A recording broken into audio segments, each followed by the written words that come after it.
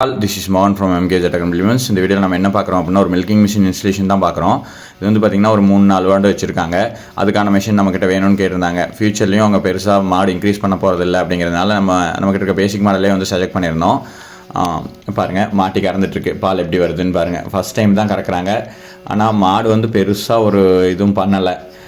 நிறையா மாடு இந்த மாதிரி நின்றும். ஒரு சில இடத்துல மட்டும் மாடு பெரிய ப்ராப்ளமாக இருக்கும். சாரி, இவங்க கண்ணுக்குட்டியோடு வச்சுருக்கிறதுனால கண்ணுக்குட்டி விட்டு அதுக்கப்புறமா தான் கறந்தோம். இந்த மிஷின் தான் நம்ம சப்ளை பண்ணியிருந்தோம். இது வந்து பார்த்திங்கன்னா இன்ஜின் மவுண்ட்டோட கொடுத்துருக்கோம். ப்ரெஷர் பாருங்கள், ஆல்மோஸ்ட் 500 எடுத்து ஓடுது. நல்ல ப்ரெஷர் எடுத்து ஓடக்கூடியதான். அதுவும் இது வந்துட்டு பைப் லைன்லாம் எதுவும் செட் பண்ணல, ஜஸ்ட் எமர்ஜென்சிக்கு பக்கத்துலேயே வச்சு கறந்துட்டுருக்கோம். ஸோ அதனால் ப்ரெஷர் ரொம்பவுமே ஜாஸ்தியாக இருக்குது.